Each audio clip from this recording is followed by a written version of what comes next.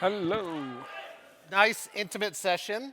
I think we're starting to fill in and have a few people bring their seats in or come in and take their seats. But thank you for joining us. We're looking forward to the session that we have today. Real quick introduction. My name is Steve Boucher. I am Director of Strategic Initiatives with our Strategic Advisory and Solutions team at Degreed. Hopefully I've had the opportunity to interact with some of you, and if not, look forward to interacting with some of you in the future. Today we're going to talk about revving up your skills strategies. And I have our esteemed guests. So I have Marie Dupuis, Learning Experience and Innovation Director, and Dave Carnes, Vice President, Learning Technology and Analytics. And so they're going to tell you their respective stories from both Capgemini and Travelers on where they are with their skill strategy. And what we're going to do is after we hear their stories, we're going to ask some questions, and then we're going to ask the audience to give us some questions as well. So we'll have a nice panel, and we want to make this very informal and casual, as love to have it, but I see everybody coming in, so this is going to be great. So think about some of those questions as everyone's going through their presentations. Good luck.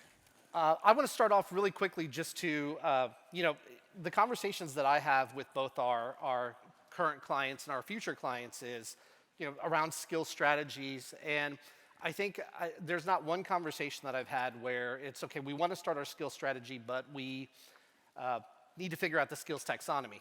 And I love this research from Josh Burson, the business-driven skills taxonomy projects, and what are some of the drivers behind that. And so there's a great podcast that's attached to this, but this is just giving you a little food for thought. And, okay, what's going to drive our skills strategy? And more specifically, when you start to think about that skills taxonomy project, and how do you engage in that? But it's the why.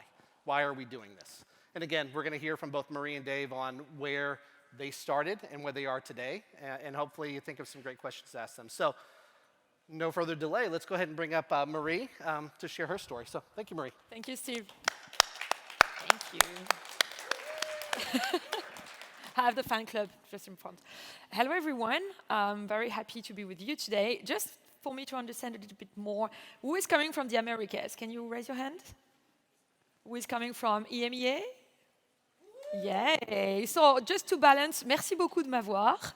Je suis ravie d'être avec vous aujourd'hui. I will speak a minute of French. I'm wearing the color, so I'm just trying to balance a little bit the audience. So, very happy to be with you today to give you a little bit of what is happening at Capgemini on our skills journey and really sharing the challenge. And I was very happy while discussing with Steve and Dave that most of the shared challenges.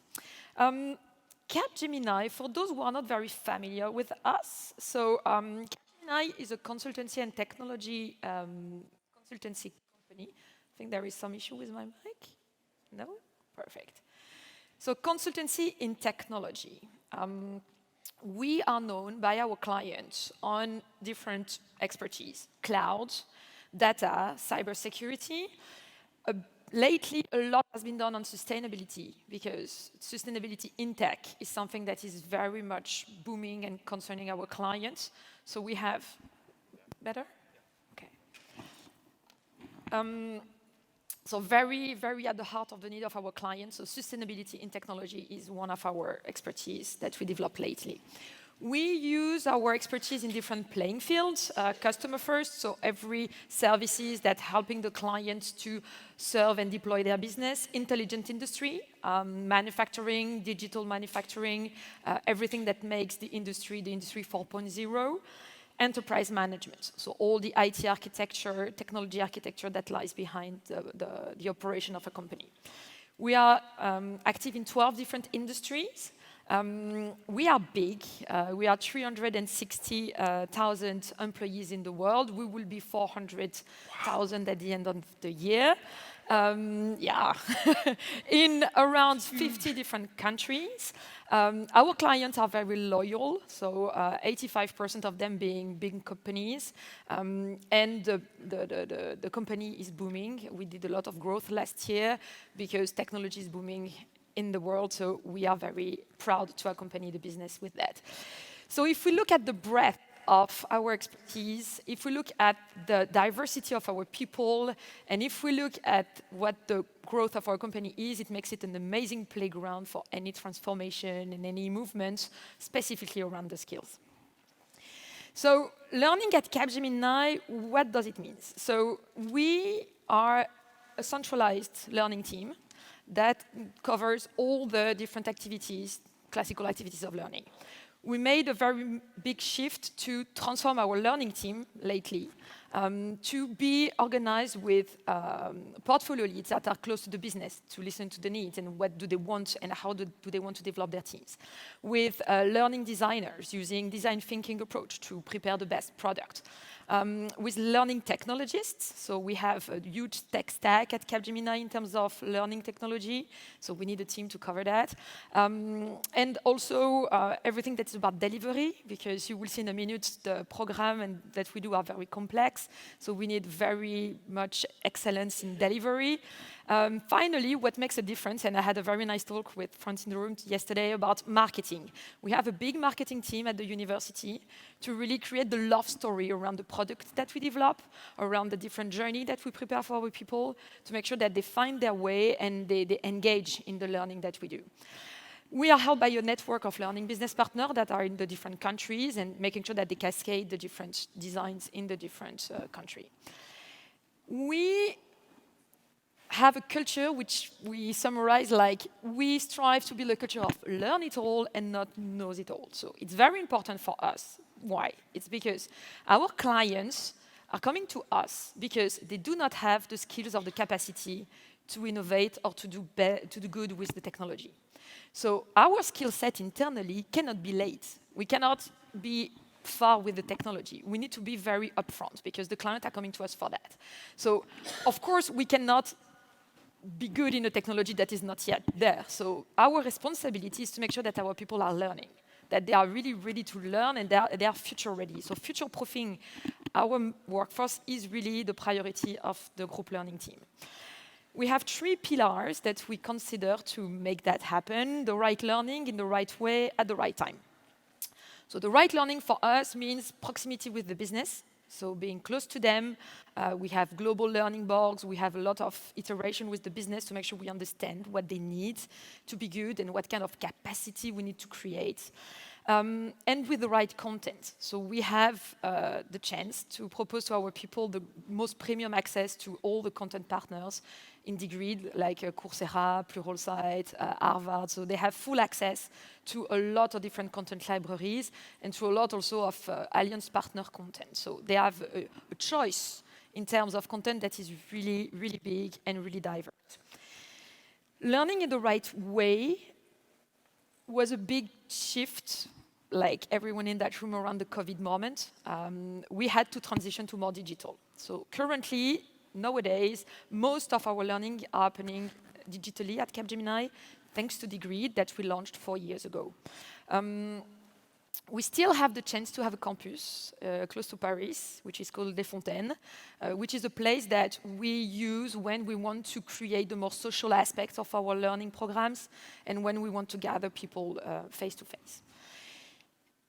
What we mostly like to do is to blend. So we are really using the best out of the technology in learning and the best out of the social aspects and in-person elements of a learning journey. We have at-scale programs that are using both of those approach. For example, Connected Manager, to name just one. In 2 years, we were able to train 25,000 people using Digrid as a repository, but really using a lot of social aspects in the design, cohort-based, pod-based, sharing and practicing on the field. So we love to use all the ingredients we have to cook the best recipes. While doing that, we were able to reach great results. So if you look at the figures, our learning hours, we all agree it's not a good KPI for learning, I know. But our learning hours are booming, so we were very happy because it's an ESG commitment of Capgemini. We're very happy to report back to those numbers. And for me, it's the growth, like 15% of growth between 2021 and 2022. which means that our people are keen to learn, keen to engage, and keen to do more in their learning curve. If we talk about skills, this is where, honestly, I'm a little proud of our team in group learning. We have started the journey 4 years ago with Degreed. So we were the first at Capgemini to talk skills. I remember the first conversation we had to have with the business and with the learners, because just the experience in Degreed, when you connect and you have to put the skills that you have, was first not a struggle, but first a questioning, a kind of a new experience for most of the people.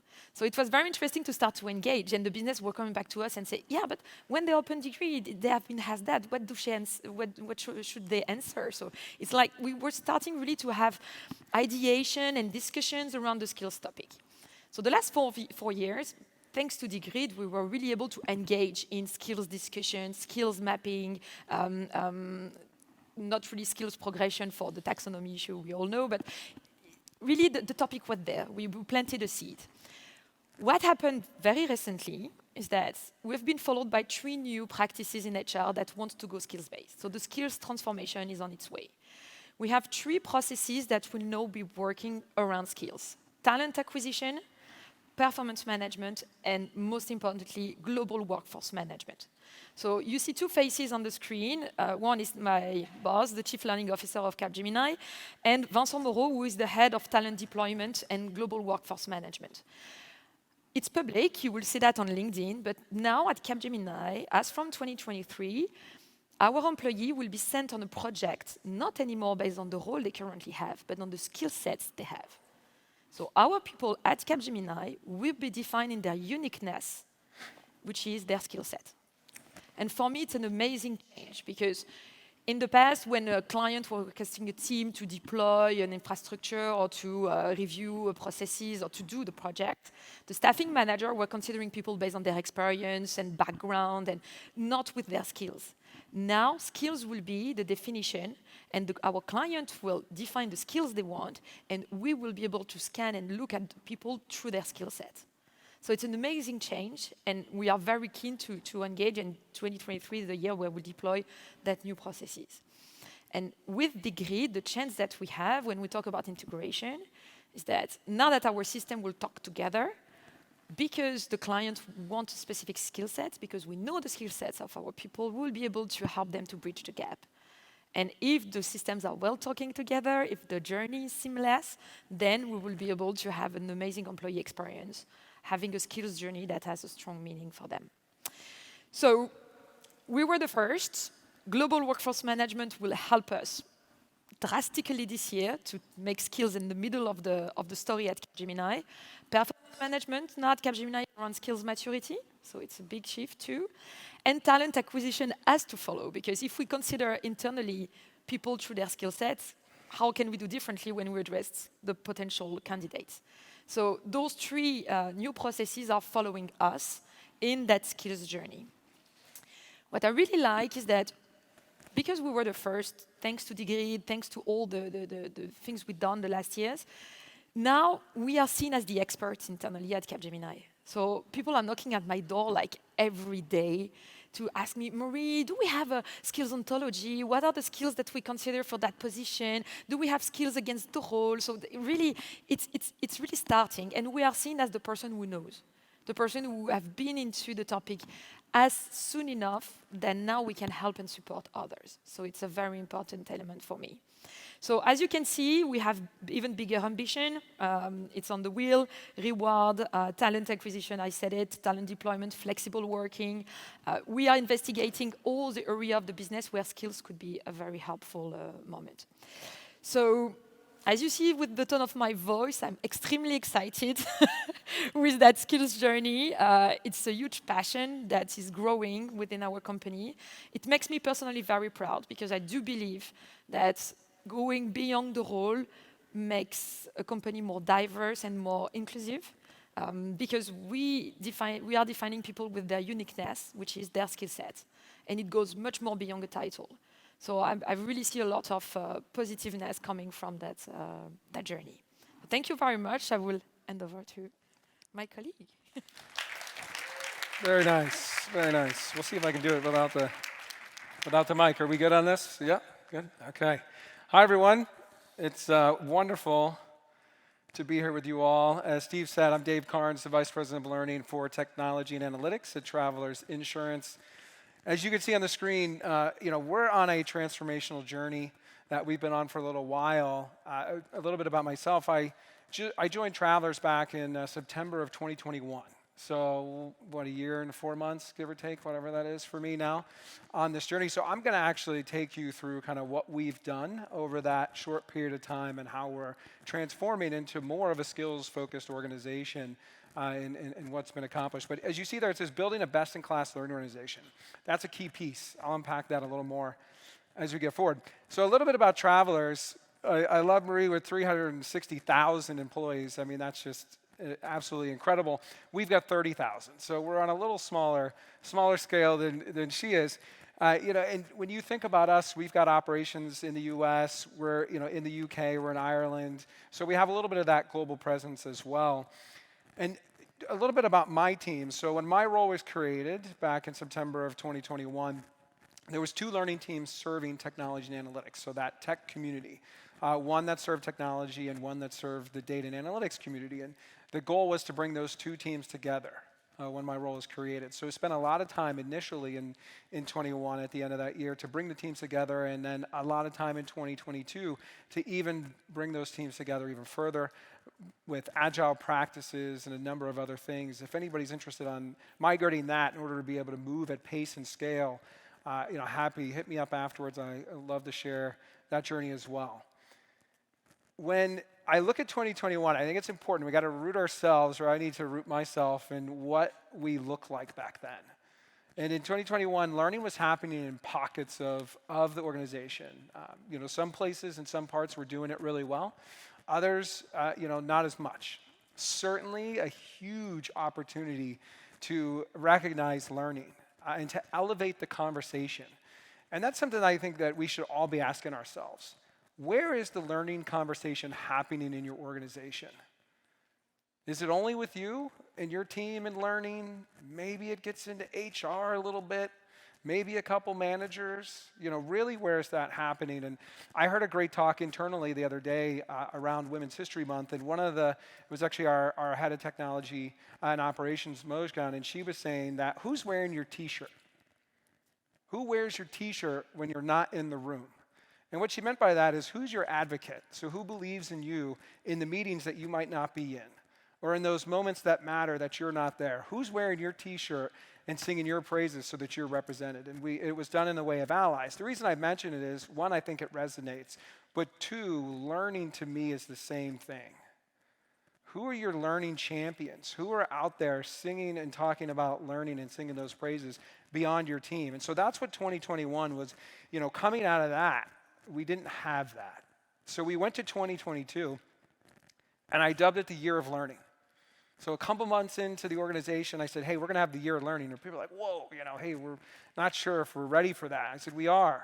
And I held a big kickoff to kick off 2022 right at the beginning of the year. And it was just a groundswell of energy and emotion and positivity around learning. And the whole focus was to let the entire organization know that learning matters, that it's important, and it matters at Travelers. So as we started to go, our long-term objective, which I had on that first intro slide, which is to build ourselves into that best-in-class learning organization.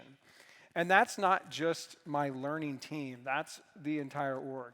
That is focused on ensuring that continuous learning is expected, it's rewarded, and it's recognized. And then layer on a healthy learning culture in that. So that's what we were working on in 22, is to build this healthy learning culture. And I'm sure people are like, okay, healthy learning culture, what does that mean, or how does that work? So to me, a healthy learning culture is an environment where people are a teacher and a student. And that's often in the same day. And that's regardless of seniority. And the other piece is that sharing knowledge is as valued as having knowledge. And Marie hit it on the head with, you want to have that learn-it-all culture versus know-it-all culture. So you want a place, I certainly do, I want to work at a place, I want to be a part of a place that has that element to it. where people are valued for sharing their knowledge, that we're not knowledge hoarders. So layering on that healthy learning culture, and one of our speakers earlier today said it, this all takes vulnerability.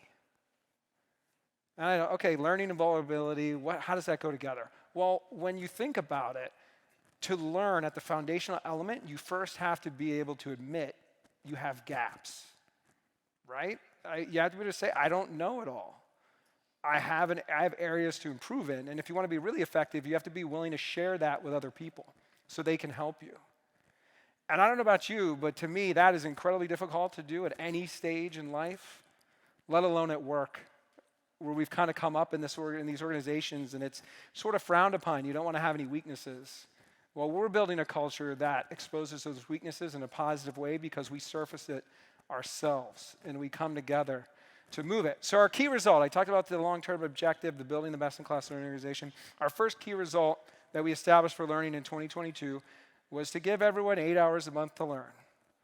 I feel like I wish I had a bump kind of thing going, but maybe get some people excited, maybe it doesn't. It gets me excited because that's the foundation. What's the number one thing we all hear? I don't have time to learn. How do I make time to learn? We were very intentional. I said we have to use the word give. The organization, the leaders, we give the time to learn. We don't put it on the employees to say create the time to learn because it'll never happen.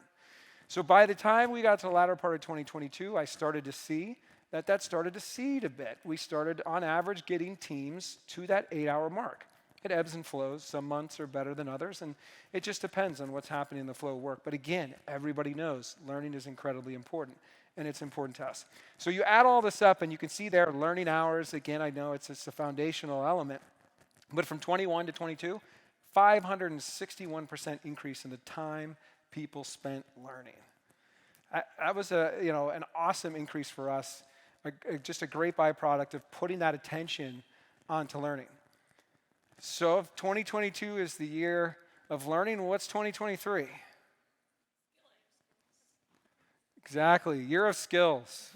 So as we went for 2022, we gave everybody, and my team actually asked me at the kickoff of 2022, they said, what's the goal of this? And I said to give everybody the biggest learning hug we possibly can, to let them know we care. Because once they know we care, they're bought in, they're with us. So when we pivot to 23, we kicked off 23 around the year of skills, and this is just layering on that foundation. So we established the healthy learning culture, and I hate to say it, you're never done with that.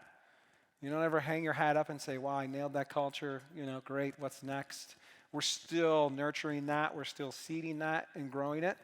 But now it's about attaching learning to skills to business strategy. We heard that earlier today from a speaker as well. So we're working very hard. I've actually transformed and restructured my learning team so that now we face off directly with the businesses, and we've created more of a discipline, not a complete role of learning portfolio consultant, if you will. They sit down with our heads of businesses, with our SMEs in those areas, and they're mapping out what's a 9-month rolling plan look like. So what are your key skills? What does your technology or your business roadmap look like in your goals? And then how do we come as the learning experts and attach learning onto that so that it matters and it's impactful? This all means a ton. This means a ton to our learners because now they can understand where they're going. So now you got that piece, you have that element structure. Now we add in modern skills architecture. And when we build that structure with the help of Degreed and other partners like Pluralsight and some others, we build out a model, and this is what we're getting to. You'll see, if you go in our system, you'll see strategic skills. Then you'll see plans, pathways, things you can follow. But we're architecting it in a way that it's by role, by skill, gives you this plan or pathway to follow. As you reach a certain skill proficiency level, you unlock an accelerator, which in most cases is a hands-on, virtual, lab, instructor-led environment. So talk about a carrot. Throw the sticks out. We can put them in the bonfire in the fall. But you work towards those carrots. So now we're motivating people to take advantage and want to learn. So they can see where they can go. They can see by embedding the business strategy into learning, they can see how the learning impacts. So they're motivated and want to do it. The other thing is we kept the 8-hour key result, and we added an additional key result that you see on the screen there. And that's around skill ups. We had 131 people in 2022 go from one skill proficiency level to the next. We're going for 2,400 in 2023. Maybe that sounds big to you, maybe it doesn't. To me, it's an exciting number. I think we can blow it out of the water. And just from a skill up perspective, how are we doing it? One of the key metrics we're using is Pluralsight's skill IQ. So for those of you that have Pluralsight, I'm sure you're familiar with that. Essentially, it's a skill assessment. Their AI system, Iris, runs in the background. And once you take your skill IQ, it says, hey, Dave, here's your gaps, here's your strengths, and here's a prescribed learning path that you should follow in order to close those gaps. So that's one of the metrics we're using, along with skills within degree, proficiency ratings, and those things, working towards getting our skill maturity model really to grow and develop for us. The other piece of this is, as I understand the skills attached to strategy, I start to see what skills are in the organization. Now I could become that build versus buy culture. Now I know how long it takes me to take somebody from proficient average to expert. When I have a project downstream 6 months from now and I need 5 people with a specific skill set, I can go in, I can look and can say, what is my skill landscape? What's the makeup? I can look at agile practices and other workforce planning. Who's going to have capacity 6 months from now? And I can see, all right, there's 5 people that are at a proficient average level. I can put them through this prescribed learning plan for the next 4 months. I can have them at expert level and ready to be deployed to that project. Some of what I'm saying is future state. We're not there yet. I would love to come back someday and share when we get there. But like I said before, you never really hang your hat up on these things. You know, my message to all of you would be start with starting. Don't get hung up if you don't have all the technology in place. Don't get hung up if you can't identify the skills exactly how you want. Just start chipping away at this stuff. And the other thing is broadcast that, market it, communicate it out to your organization, because you don't know how many people you might save that were about to voluntarily quit and leave your company and trip because somebody else came along with the shiny carrot, gave a little more money and said, hey, we'll skill you over here, when they really have no idea if that skilling exists. So let your company, let your people know what you're doing to move towards that so they can get excited and go on that journey with you. So with that, that's all I got. I appreciate it. I think we're going to go to some Q&A. Yes, we are. There we go. Thank you very much. Did you want that microphone? I don't know. Oh, just that. Okay, very good. Thank you. That great story. Love to hear it. And I just a couple of observations. I think and this may be a little bit controversial as we talk about this, but I heard skills-based organization versus role-based organization. So that would lead me to believe skills required to do the work versus skills required for the role, right? And moving that direction. So, Dave, you mentioned starting with starting, and I think that's the first question. I'll ask Marie first, but how do you start, or how did you start your skill strategy with or without the necessary ingredients? Those being, skills taxonomy or the key skills or the models. How did you start? I think, as I said, Digrid helped us a lot because it was the first moment where we were able to engage in the first skills discussion and offering to our people the chance to map their skills and to even reflect on what are my skill sets and what are the things that I want to grow in. So it was the first, let's say, trigger to the strategy. Then, by design, in all the learning that we started to do after the implementation of the grid, we started to think about the skills that we cover.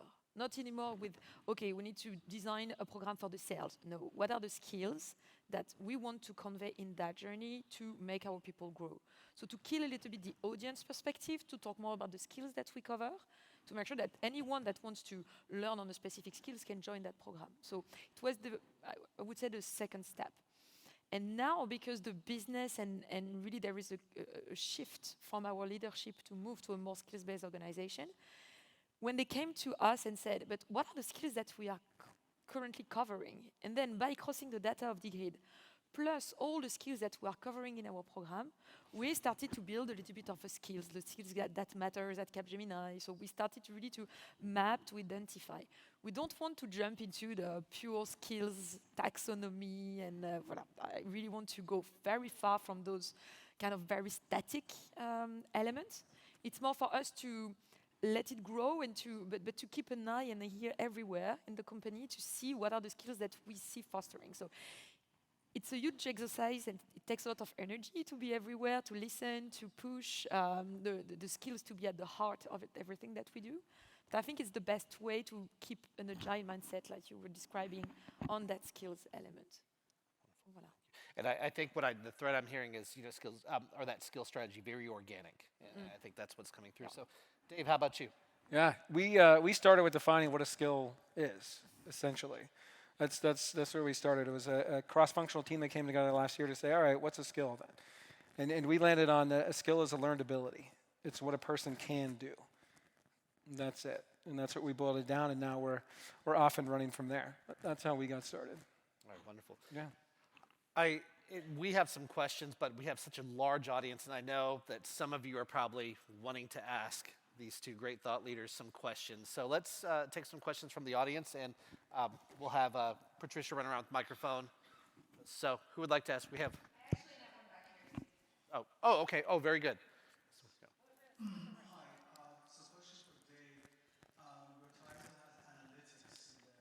Can you talk a little bit about the analytics journey and how you're actually correlating your skills with performance and how far you've gone, say, with Kirk Patch level 4, etc.? Yeah, great question. Thank you. The analytics piece is interesting, and I actually found myself at a fun place at Travelers where I had a dashboard that was built in Qlik, a Qlik dashboard that could show skills and could show skills across the organization, and I could cut it, slice it, dice it, organize it in many ways, proficiency levels and speed. I didn't have the data to fill it. So I spent a lot of 22 to fill that up, and I'm still working to do it. 23 now, the year of skills, is going to fill that dashboard. I'm seeing it as we're going. We're doing a ton of gamified events to drive skilling and drive the data and creating transparency with our team so that they know what we can and can't see. So I do have a really good view of what those skills look like. I need the data to catch up to the dashboards. The other thing that we're doing is that we have across the organization OKRs. And so we're aligning learning into the OKRs, whatever that might be. X number of applications migrated to the cloud by a certain day. I back into that by saying, all right, in order to hit that goal, I need X number of people certified in whatever it might be, this in AWS or this type of skill level. So that's sort of how we're tracking it and how we're getting to that. It's still early in our journey, but we do have some good metrics. Engagement, the engagement scores as well, we look at that closely too.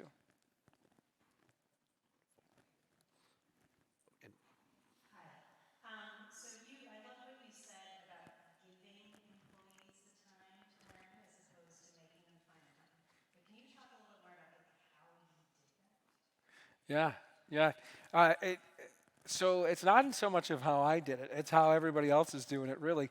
We drive the messaging and the communication, and I got the senior leadership to buy into this. So my leaders are completely bought into giving the time, so they talk about it. So a lot of this stuff, when we talk about culture, giving time, and all of these elements, these are transformational moments. And to me, the way to quantify or how I know it's being successful is when I hear it going on without me. And what I mean by that is, I'll attend a town hall for a particular business, and I am truly just in the crowd, and learning is not even on the agenda. And they're talking about learning. They're talking about the time that their team is spending. They're recognizing people for their learning achievements. That's absolutely incredible. We just started a competition in conjunction with, I'm not exactly sure what I'm allowed to say, because with the big college basketball tournament, I'll go with that. We kicked it off yesterday with their tip-off, and it's a 3-point contest, and I won't get into the whole details, but it's all around skill-ups and people, working on their skill-ups and using skill IQs and so on. There was an Engineering Excellence Day held today for the organization, and I was texting with some of my team, and I'm like, how did it go? Was it mentioned? And our head of software engineering spent a good couple of minutes or longer on it, with very enthusiastically talking about skill-ups, the value of what we put out in the gamification. Those are the moments that I get excited about because I'm multiplying the impact of my team. So I started talking about the T-shirt and who's talking for you. That's what you want to go for, and that's how I know giving time starts to work, because people are buying in and they're sharing that. I will, if I may add to that, I will directly go to you with the leadership buy-in. So the moment that our CEO Emenezet put in the ESG commitment of Capgemini, the learning hours, okay, not a good metric, but still, then it changed our world. Like everyone had at the heart, how can I make that happen? So how can we achieve that? And so it helps, it opens doors. So then you need to come with the right solution and the right engagement and the right experience to make sure that people are having a great experience within that, not having mandatory modules or very, the compliance one, that they are really engaging in growth. And so I think this is where it needs to happen, unless, honestly, it's very difficult. Thank you, Marie. And we have, I think, time for one more question, or we have, okay. Okay.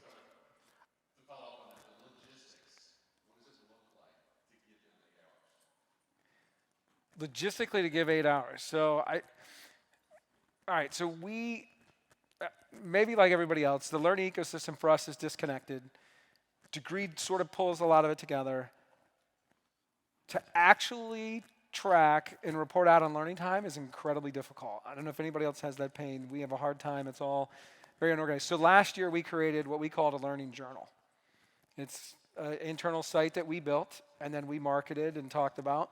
And everybody goes in and they put their learning into the learning journal, and that's how we see it chip away, creates leaderboards for us and those things. Very rudimentary, not fancy at all, decent user interface. The other thing with that is another message that I was seeding during 2022 was to rethink the way we think about learning. Learning is not just 2 hours of a virtual instructional course. It's not just coming to a conference. It's everything we're doing. So I wanted the organization to see that and to realize, you know what, when I ping a colleague for help on code or a question or whatever conversations I'm having, I go to that internal engineering excellence day, I do these different things. That's all learning and that matters. So we created a mechanism for everybody to go in and actually and log it, and people have gotten excited. Again, carrots, we talk about it, we celebrate it, we post leaderboards. The leaders are talking about it. Do we have time for one more quick question to sneak in here? I'm looking at okay, very good. We're going to sneak in one more, Vanessa, thank you. That would be. Thank you for giving me the time. So, a lot of exciting things going to happen in 2023 for both companies. I mean, my question is, what are the stumbling blocks that you're anticipating as you roll out your sales strategy in 2023? If I understand well, what are the things that we anticipate? So What's going to get in the way? Where do we start? A lot. I was listing them yesterday, by the way. I was trying to go through the things I need to crack this year to really make the shift. Like to the topic of Dave saying that you cannot achieve a lot in 1 year, but sometimes we are underestimating what we can do in 10 years.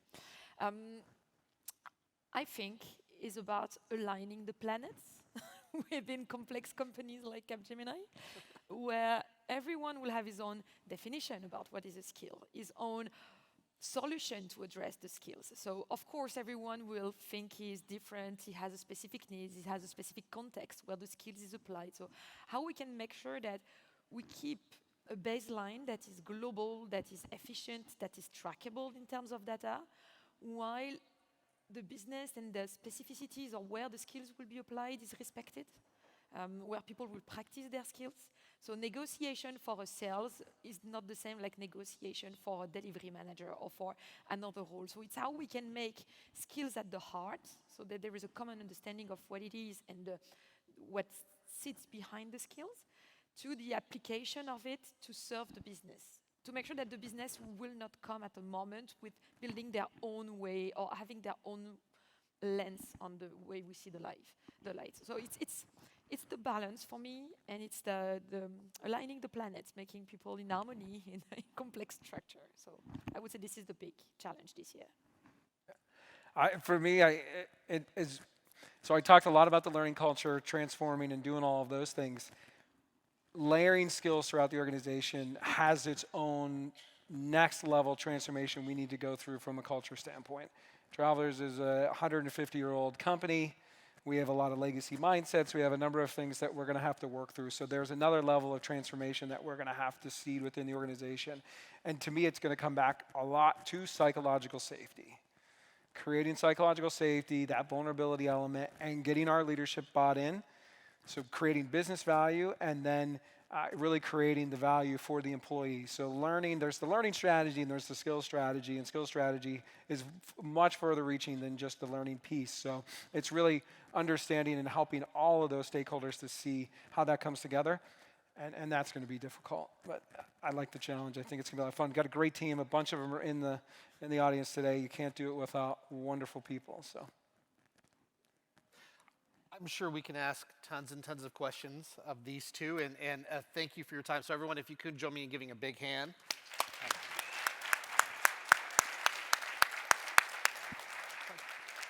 We are on a schedule and we do have to wrap up, so thank you. And I'm sure both Marie and Dave would be very happy to help answer some questions. Hopefully I'm not being too generous with their time. But thank you again for joining us, and have a great rest of the session. Thank you. Thank you all.